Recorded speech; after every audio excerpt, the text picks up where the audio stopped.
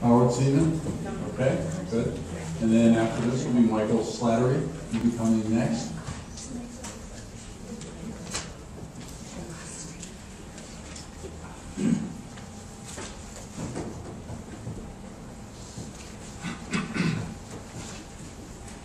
Mr. Chairman, thank you. I'm a resident of West End Avenue. I'm a lifelong New Yorker, almost as old as some of the buildings. I was born in 1929, so I speak with some sense of history. I grew up in Brooklyn in a two-family house, an area of two-family houses. My first opportunity to see West End Avenue was when I dated a girl who lived there in 1947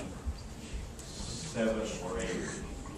And I was struck then by the magnificence of the vista of West End Avenue coming from an area in Brooklyn that wasn't. And that vista has been unchanged in 50 years that I'm aware of. It is, and I now live there. My daughter lives not far from me on West End Avenue. My granddaughter lives there. We not only enjoy family areas, but the fact that it is a coherent section of New York, unlike any other that I have seen in all my years. I urge you to recognize that uniqueness, preserve it, not only for our generation, but the generations to come. Thank you. Salim Mizrahi, representing Congressman Jerry Nadler.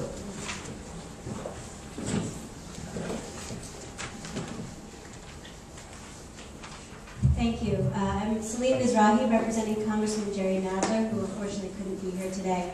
I've also been asked by the folks in the back room. They're having trouble hearing, so I don't know if there's a way to adjust the volume on the microphone. We'll do everything we can to do that. Thank you for conveying that. My pleasure. Okay. I'm going to read some testimony on behalf of Congressman Nadler. I'm testifying here today in support of the proposed Riverside West End Historic District Extension 1. As the Congressman for New York's 8th Congressional District, and having represented this area for my entire career in elected office, I urge the Landmarks Preservation Commission to designate the proposed area as a historic district. The historical value of this district has been well documented by leading scholars in the field and by the advocates who have fought tirelessly for the recognition of this historic district. A survey conducted by Professor Andrew Dolkart, a leading architectural historian and director of Columbia University's Historic Preservation Program, demonstrates the architectural and historical merit of the building along West End Avenue and makes a compelling case for why the avenue in its entirety deserves historic district designation. The proposed landmark district captures a brief moment in the history of New York City in the early 20th century when West End Avenue underwent a transformation from low-rise row houses to the current grand apartment buildings lining the avenue, defining the entire area. The area proposed for landmarking today reflects the process of that transformation during a period of rapid change in the neighborhood, brought on by the development of the elevated rail line and then the subway system, and changes in demographics brought on by the end of World War I. Building construction in the area virtually ceased after 1929, leaving a neighborhood populated with some of the finest examples of New York City's multi-family apartment buildings. West End Avenue and the surrounding blocks, also proposed for historic designation, are characteristic of the pre-war buildings designed by prominent architects such as George Nadler, Rosario Candela, and Clinton and Russell. The work that remains along West End Avenue and the surrounding blocks is a cohesive grouping of the ground townhouses and apartment buildings that began as a model for the upper middle class living in New York and are now emblematic of the Upper West Side. Recognition of these buildings and the entire historic district proposed today as a historic landmark by the New York City Landmarks Preservation Commission is critical to maintain the essential character of this neighborhood. Only by landmark designation can the hundreds of buildings contained in this district be protected from any development that would undermine the character and culture of West End Avenue. I strongly believe that the proposed district in its entirety should be designated as a landmark district. Thank you to the Landmarks Preservation Commission for moving quickly on this proposal and for accepting my testimony here today. Thank you also to the advocates and scholars who have been working tirelessly to define and protect West End Avenue and the surrounding neighborhood. Thank you. Michael Slattery.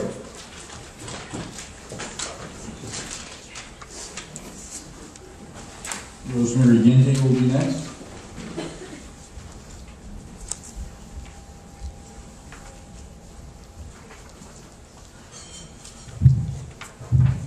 Michael Slattery, representing the Real Estate Board of New York.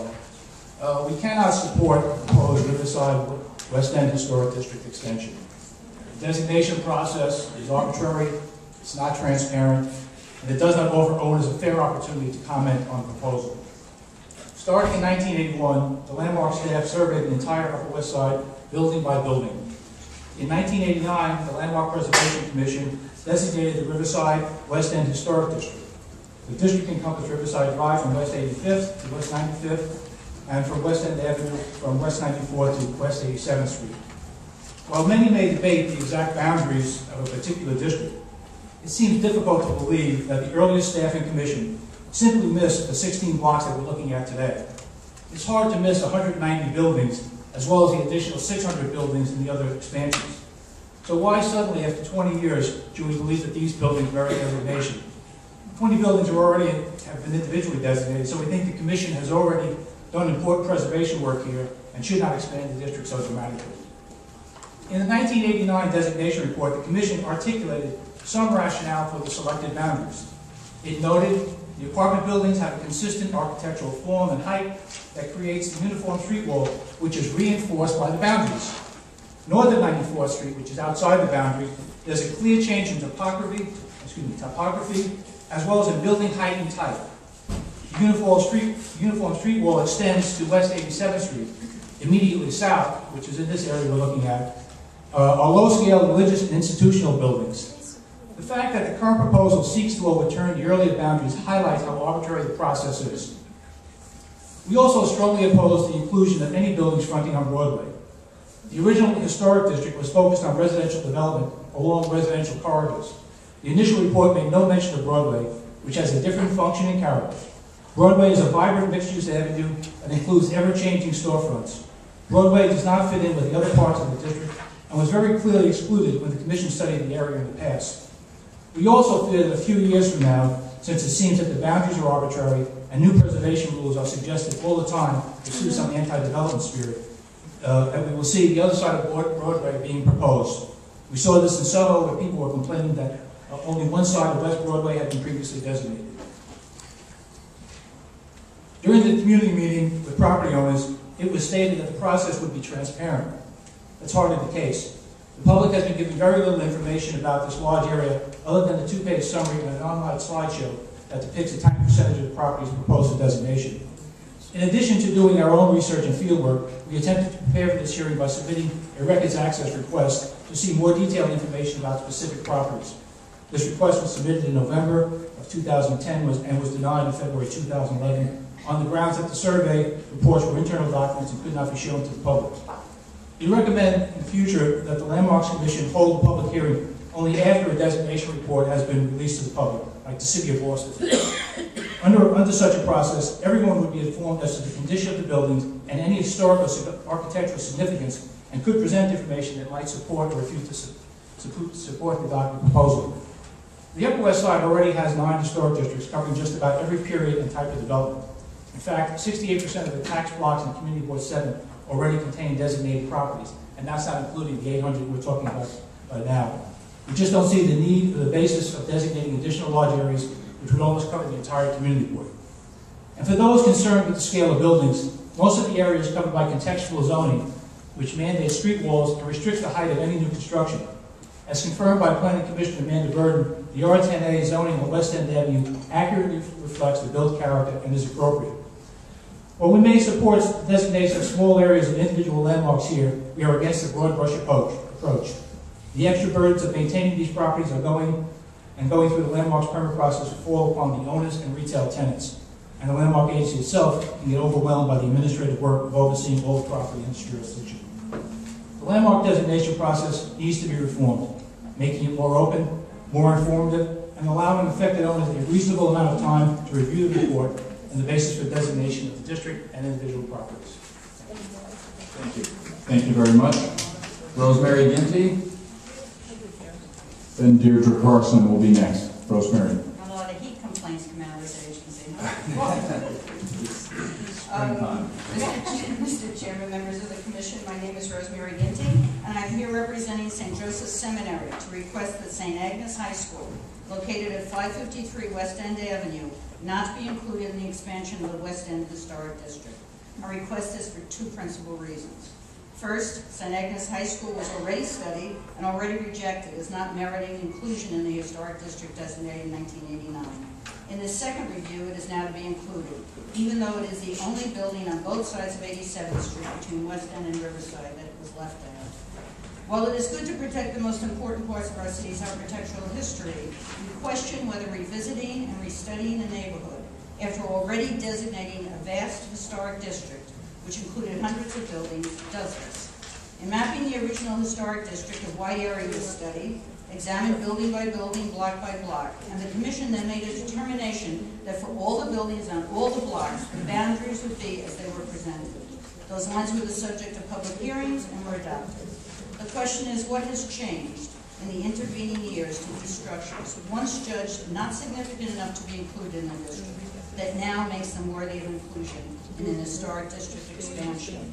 There should be some certainty and closure to the landmarking process, and owners should be able to rely on the process, especially in the mapping of large historic districts. Second, as in many of the city's not-for-profit institutions, particularly our churches and schools, there is limited financial capacity to deal with the requirements of the landmarking law, which are placed on owners without their consent.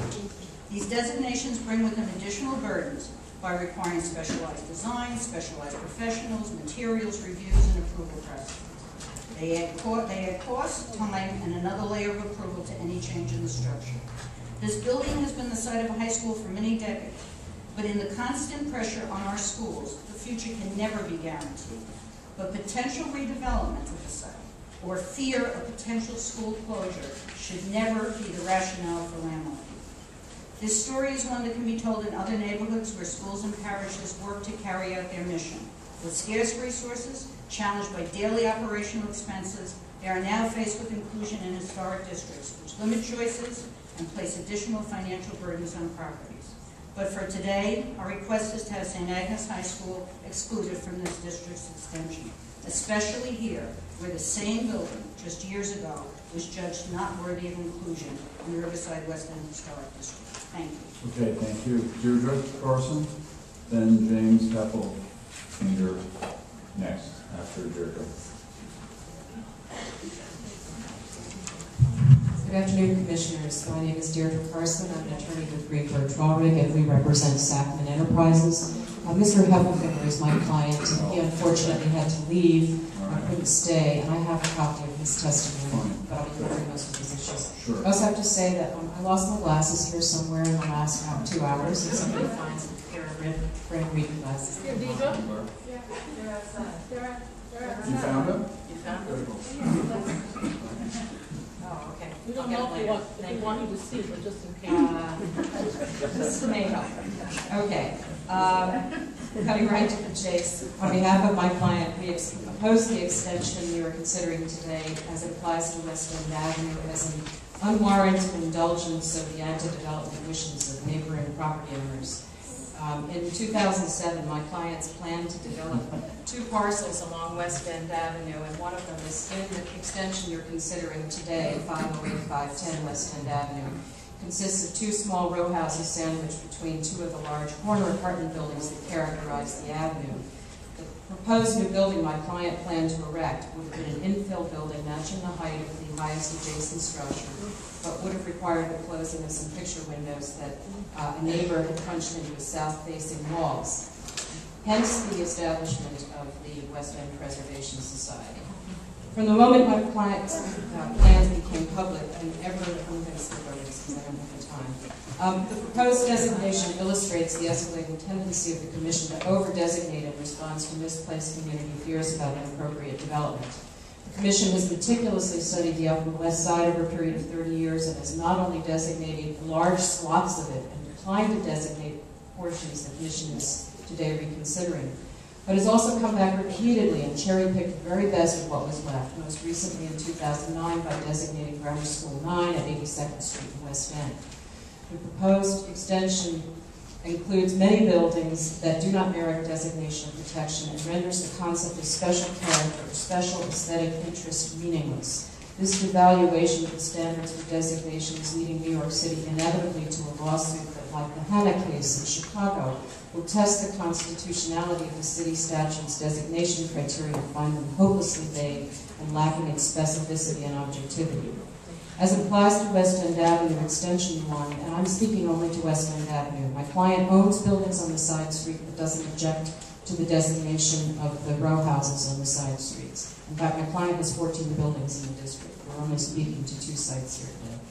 As it applies to West End Avenue Extension 1 would affect 40 buildings. 28 of those follow the typical avenue formula. They sit at the corners of intersections and rise without setback from the street line to a height of anywhere from 8 to 20 stories. Most are overbuilt under today's zoning resolution and could not be rebuilt to their present bulk as of right. Thus, there's no incentive whatsoever to take them down. On some, the cornices or other facade ornaments have already been removed in response to Local Law 11. At least one, constructed in 1979, has no ornament to speak of. Another was completed last year. Generally speaking, architectural writers have not had much good to say about the design of these large buildings. Robert Stern observed that many of the apartment buildings built on West End around 1900 were architecturally undistinguished, citing by way of example the building at 81st and West End, which is within the district you're looking at today. Stern also noted that the New Century apartment building on the northwest corner of 79th and West End was awkwardly proportioned and even less successful. Paul Goldberger, one of our leading architectural commentaries, refers to the large structures lining the avenue as banal and plotting. His best commentary on them is that they are not bad, which I would call damnation with faint praise. The buildings do not successfully engage their urban context like a Central Park West or Park Avenue or a Riverside Drive, which have urban elements, or even a Grand Concourse. They have no they have no promenade quality to them. They have no central thing as you have on, for example, Broadway or Park Avenue, which provides green in the center. Goldberg says the street needs something to give it life. There's no there. There's no commercial activity. There's no cultural life. There's no no park life. In fact, one of the few places that actually has some life is the already designated St. Paul's and St. Andrews at 86th Street. Many of the ground floors are very cold, with openings disproportionately small to the large buildings above them, designed to emphasize the private character of the entrance rather than to create lively interaction with the street. But even without designation, these buildings, many of which are owned as co-ops or condos, are not likely to change. The principal effect of their designation will be to put their owners to the delay and expense of obtaining approvals for new windows and doors from the Commission, which perhaps is something that they look forward to. In addition to these buildings, the West End Avenue portion of the extension contains 7 institutions. Of these, 2 have already been individually designated, and 1, the Calhoun School, is almost universally regarded as an unsuccessful exercise in architectural whimsy. Now we come to the brownstones. Within this reach of West End, there are no remaining rows of row houses. There are 5 townhouses left. They consist of 1 individual townhouse designated in 1988 when the owner was threatening to modify it, 1 brownstone at 471 West End, which was substantially modified in the 30s by removal of its stoop, redesign of its ground floor, and addition of a mansard roof. And then there's the facade of the building at 487 West End, owned by my client, which was entirely replaced in 1939 by a so-called modern facade of little or no intrinsic architectural interest. What remains are the 2 brownstones owned by my client, which were designed, according to Dolcart, by Schellinger. Though we know that a source widely quoted on the West End Avenue Preservation Society's website attributes the buildings to Frank Miles Day and describes them as unremarkable. One of the 2 has been substantially altered in its roof line. The facades of both are set back from the street line, completely breaking the street wall that otherwise characterizes the avenue. If Schellinger was in fact the architect of record, these buildings don't represent his best work. That work may be represented by the already designated structure at 309 West 72nd Street and the building at the northeast corner of West End and West 72nd Street, which would be incorporated in the Collegiate District. Schellinger's row houses are also well represented elsewhere on the Upper West Side and in Hamilton Heights, where they form parts of existing protected rows. None of the praise for the development of row houses along West End Avenue dispensed by contemporary critic Montgomery Schuyler and cited at length in Stern's work seems to have been reserved for Schellinger's creations, particularly in the block between 84th and 85th Streets. And Robert Stern's virtually block-by-block analysis of the development of West End in its row house era is devoid of any reference to 508 to 510 or the other houses that earlier surrounded them. Thus, there seems to be no reason for designating them other than the fact that they've survived for more than 100 years. Since the other brownstone sites on West End Avenue are likely too narrow to generate interest in redevelopment, and the one corner lot among them is already landmarked, it is apparent that the only probable non-institutional development site remaining in the proposed district extension belongs to my client. Purchased at a premium for development, the buildings are narrow and shallow, used perhaps only 3 of 10 FAR that is allowed to development on West End Avenue. There will be no option once the properties are designated to transfer development rights from the site, and, given the Commission's current stance, no prospect for enlargement or significant alteration. In sum, on the facts, we don't believe the designation of the portion of Extension 1 along West End Avenue is justified. The buildings have no special character that's not already amply celebrated by better structures in the previously designated portions of the avenue. Thank you. Thank you, Max Yeston. Max Yeston, and then Ellen Kessler next.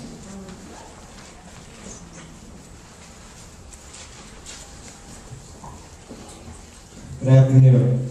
My name is Max Yeston, and I'm speaking on my own behalf as a student of historic preservation and as a concerned citizen of New York City.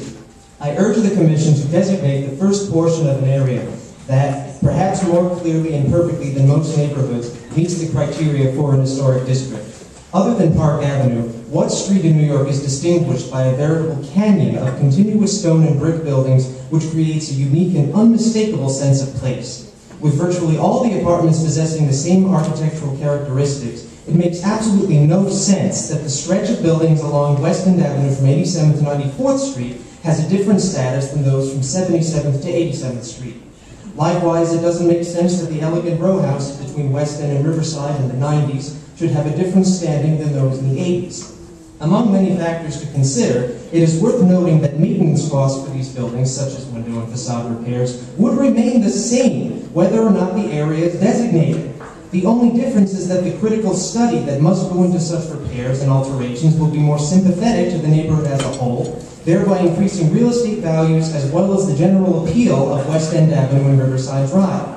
As a resident of a landmarked building, I am aware of the numerous long-term benefits that come with designation.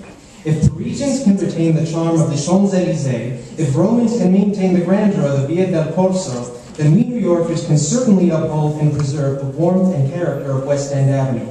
As an aside, I would also like to add that the designation of the Broadway Fashion Building within the study area is also long overdue.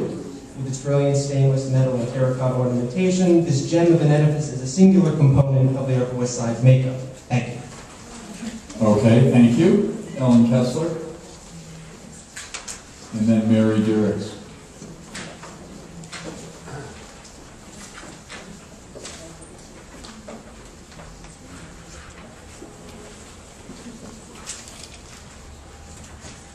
Good afternoon.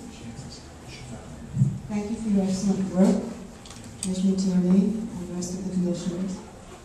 When I decided to move to West 86th Street in 1976, I specifically wanted to live in a brownstone. I love the sense of history, the late 19th century townhouses on West 86th Street convey. To me, they are important visual reminders of the path that development has taken from one-family homes to the larger apartment buildings along West End Avenue. These and other smaller scale buildings are fundamental to the look and feel of the proposed historic district. Without them, the historic character of proposed Riverside West End Historic District Extension map would vanish forever. I urge the Commission to approve this proposed historic district. Could you put your name on the record, please? Just state your name, ma'am, please. My name is Ellen Kessler. Thank you very much. And Mary Dierickx and Nancy Hoden will be next. Thank you very much. I have reports for you guys. Okay, just leave them here.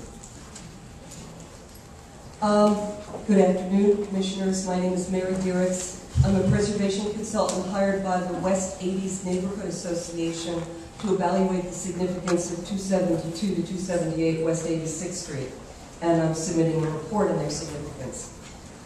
This is a row of 4 houses designed by prominent architect C.P.H. Gilbert in 1895. You mentioned that in your presentation. The row contributes to the proposed district extension by its quality of design and workmanship, its date, its architect, and its location. This row is an excellent example of the Renaissance Revival row, and that's characteristic of the first phase of development of the West End neighborhood. It's a model of the important architect C.P.H. Gilbert's early row house period. This is a primarily intact row, and it exhibits a high quality of design and workmanship with excellent carved stone and ornament in classical style. And I do say intact. The basements are unornamented, but there are 3 other rows in the present district that have the same basement treatment, that American basement with simple facades and low stone steps.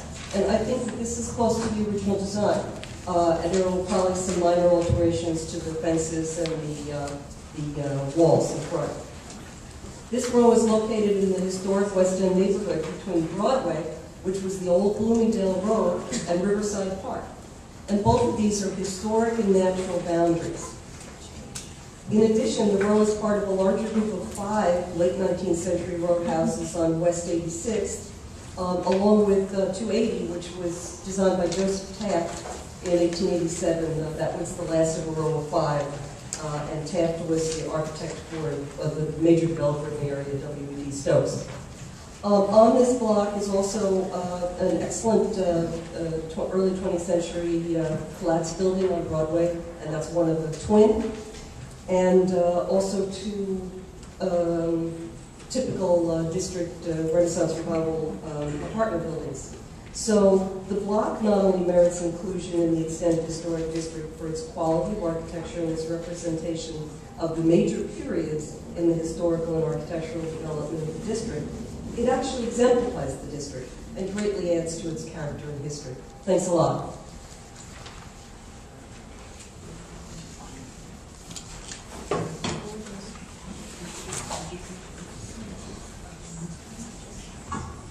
Nancy Hoden, and followed by Nadежда Williams.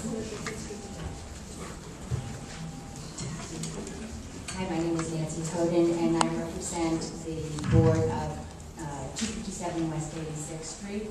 First of all, I stand before you today and say thank you for all the work and consideration that you have given as commission to the West End Historic District Extension. As a member of the West Side, Upper West Side community for 31 years, my family and I appreciate the efforts you are making to maintain the precious remnants of the beauty and history that is our home. I also wanted to share with you, and I presented this, a picture from way back when of my building. Kind of a neat picture.